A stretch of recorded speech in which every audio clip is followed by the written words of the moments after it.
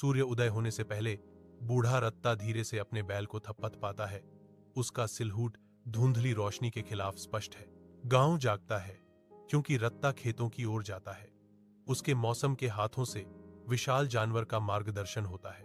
दादाजी, अब आराम कर लो, गांव के बच्चों ने पुकारा। उनकी आवाजें ताजी सुबह की हवा में गूंज रही थीं। रत्ता मुस्कुराता है। उसके चेहरे पर लकीरें गहरी हो जाती हैं। अभी भी मिट्टी में ताकत बची है। बेटे, जब तक मैं सांस लेता हूं, मैं कड़ी मेहनत करूंगा, रत्ता घोषणा करता है। उसकी आवाज दृढ़ संकल्प से भरी हुई है। रत्ता और उसका बैल दिन के काम के लिए तैयार होकर खेतों में जाते हैं, जिससे गांव का सिलहूट धुंधला पड़ जाता है। अविराम धूप के नीचे रत्ना के गांव के खेत एक गंभीर सूखे के कठोर निशान सहन करते हैं। फसलें सूख गईं, जो ग्रामीणों की निराशा को दर्शाती हैं, क्योंकि वे अपनी सूखी भूमि को छोड़ देते हैं। फिर भी रत्ता बना रहता है। उजाड़ के बीच एक अकेला व्यक्ति, उसका संकल्प अडिग। हर दिन वह अपने खेत की ओर जाता है। एक पुराना मिट्टी का बर्तन सूखे के खिलाफ उसका एकमात्र हथियार है।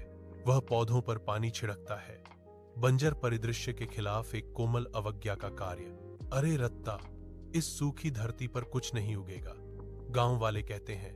उनकी आवाजें दया और निराशा से भरी हुई हैं। बारिश के दिनों के बाद गांव के खेत सूखे हैं, फिर भी रत्ता का खेत खिलता है, जो उसकी अथक प्रयास का एक जीवंत हरा प्रमाण है। फलती फूलती फसल रत्ता की विजय का प्रतीक है, जो सूखी धरती की पृष्ठभूमि के खिलाफ हरी भरी है। ग्रामीणों की आंखों में प्रशंसा चमकती है, क्योंकि वे रत्ता के श्रम की प्रचुरता देखते हैं। रत्ता, तुम एक सच्चे किसान निकले, ग्रामीणों ने उनकी समर्पण की सराहना करते हुए कहा।